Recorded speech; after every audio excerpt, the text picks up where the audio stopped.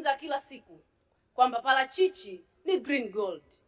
Parachichi duniani huko inahitajika kweli kweli, na soko lake lipo wazi, halina msimu zao la parachichi. Mheshimiwa Mwenyekiti, parachichi ukienda India, parachichi moja ya hasi unanunua kwa 10,000, 15,000. Lakini Mheshimiwa Waziri, wewe unajua bandari yetu haina miundombinu rafiki ya kusafirisha mazao ya mboga mboga na parachichi. Sasa kama zao hili linailetea pesa za kigeni nchi yetu, kwa nini hatuwezi kutengeneza miundombinu katika bandari yetu? Leo hii wakulima wa parachichi wanatumia zaidi ya dola 6,500 kwenda kusafirisha, kwa kulipia gari la kwenda kupeleka bandarini, wanaenda Mombasa, kwa sababu bandari ya Mombasa kuna miundombinu mizuri kwa ajili ya kuwezesha wakulima kusafirisha matunda pamoja na mboga mboga.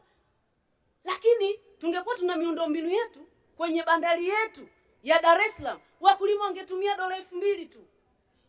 Sasa kwa nini Mheshimiwa Waziri tusione kwamba ni wakati muafaka wa bandari yetu yenyewe iweze kujitosheleza? Sio tena wakulima wetu hapa wanaenda bandari ya Tanga, kiuchumi haijakaa sawa. Yaani sisi tunaenda kunufaisha nchi nyingine wakati tuna uwezo wa kutengeneza miundombinu yetu katika bandari yetu, na wakulima wetu tukaondolea mzigo mkubwa wa pesa kwa ajili ya lile gari ya kusafirisha kwenda kupeleka parachichi bandarini. Lakini jambo lingine, Mheshimiwa Waziri, na wewe unajua kwamba maeneo ambayo kuna mashamba ya parachichi barabara zake ni mbovu. Zao la parachichi linahitaji uangalizi wa hali ya juu. Leo hii mkulima unaweza ukavuna parachichi let's say tani 5, tani 10, barabara ikiwa mbovu, mpaka uende kwenye pack house unaweza kaambiwa tani 2 zote, tani 3 zote ni parachichi ya kiwango cha pili, unaambiwa reject, ingawa sisi wakulima wa parachichi hatutaki swala la reject. Sasa lazima Mheshimiwa Waziri, wizara yako na wizara ya miundombinu kupitia kule TARURA kuhakikisha maeneo yote yenye mashamba ya kimkakati ya parachichi barabara zinapitika muda wote, ili wakulima wa parachichi wawe na uhakika wakitoa zao kwenda kupeleka kwenye pack house, basi tunda liwe na ubora, lisafirishwe kwa kiwango kikubwa, mparachichi apate pesa ya kutosha na serikali ipate mapato. Hilo ni jambo la msingi sana Mheshimiwa Waziri, na wewe unayajua mashamba ya parachichi kote barabara zipitiki. Tunaenda kwenye msimu mwezi wa 8, ukienda kule Mgala, Kifanya na maeneo mengine, Mafinga, wapi, barabara hazipitiki. Wakulima wa parachichi wanalalamika, watashindwa kuvuna. Wasiposhindwa kuvuna, matunda yataoza. Parachichi ni green gold, unaiacha gold inaoza shambani kwa sababu miundombinu haipitiki? Hapana, lazima tuwe tuna mkakati wa kutosha. Lakini Mheshimiwa Waziri, wewe unajua dawa za kuulia wadudu za parachichi ni very expensive. Wakulima wetu wengi hawawezi kumudu. Ni wakati muafaka sasa wa kupata ruzuku kwa ajili ya dawa za parachichi, na tutoe elimu kwa wakulima wetu wadogo, kwa sababu usipo hapa ruzuku wanashindwa kupuliza dawa kwa wakati, hawezi kupata mazao ya kutosha yenye ubora. Utakuta atakuwa na parachichi hazina standard ambazo zinatakiwa kwenye soko huko duniani.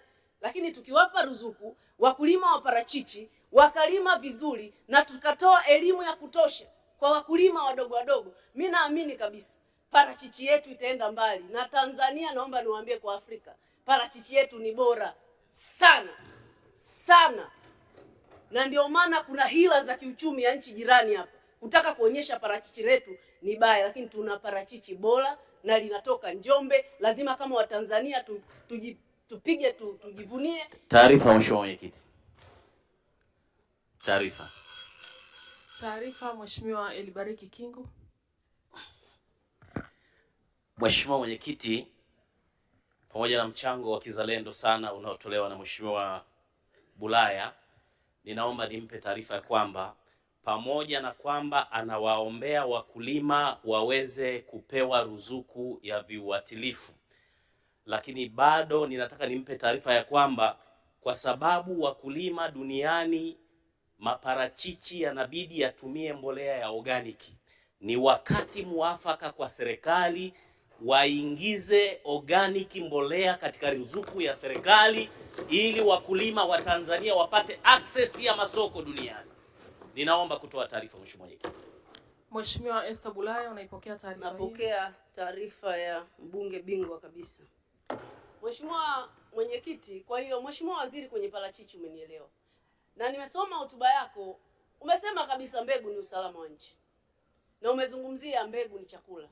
Mheshimiwa Waziri, tuna taasisi ya serikali ya ASA, naomba muiwezeshe, inahitaji hekta 60,000 ili waweze kumaliza changamoto ya mbegu, na tusitegemee watu wanaoagiza mbegu nje. Na umezungumza vizuri kabisa, mbegu yetu ya ASA inaistahimili ukame, mazingira yetu sisi wa Tanzania, kuliko mbegu za nje. Leo hii wana ardhi hekta 17,000 na kwenye hiyo hekta 3,000 tu ndio ina miundombinu ya umwagiliaji. Hivi tukiwawezesha hawa wakahakikisha wanalima kwa msimu mara 2 kwa mwaka, hatutakuwa na shida ya mbegu. Yaani tutakuwa tuna mbegu zetu wenyewe, na watu waliotumia mbegu za ASA leo hii hawataki kutumia mbegu nyingine, na mbegu zao ni bei rahisi 7,000. Tafuta utile wengine ambao wanaleta mbegu zingine ambazo sio nzuri zaidi ya 15,000. Kwa nini tusiwezeshe taasisi yetu ya serikali? Lakini jambo lingine Mheshimiwa Waziri, tunaomba mwalipe wakulima ambao wameingia mikataba wanalima mbegu. Hivi tunapozungumza wanadai zaidi ya bilioni 3. Mkulima anakopa benki. Mkulima anatakiwa jiandae vizuri kuenda kwenye msimu mpya. Mpaka sasa hivi wanadai bilioni 3. Tunaenda kuvuna, tunaanza mwezi wa 6 mwishoni, wa 7 mpaka kuhakikisha mbegu zimechakatwa. Tunaenda mwezi wa 9, wa 10 anatakiwa jiandae, hajalipwa bado. Tunawezaje kuhakikisha tuna mbegu zetu wenyewe tunazozalisha nchini? Kama huyu mkulima nyie mnampa shamba hela ya kwake na bado mnachelewa kumlipa, atawezaje kuwaletea mbegu? Na tumeshasema sisi wenyewe tuna uwezo wa kuzalisha mbegu bora. Mheshimiwa Waziri na Mheshimiwa Waziri wa Fedha upo hapa, wakulima wanadai mbegu ni usalama wa nchi. Tuna taasisi yetu wenyewe, kwa nini tusiiwezeshe tukawa na uhakika? Mbegu ni chakula, chakula ndio usalama wa nchi.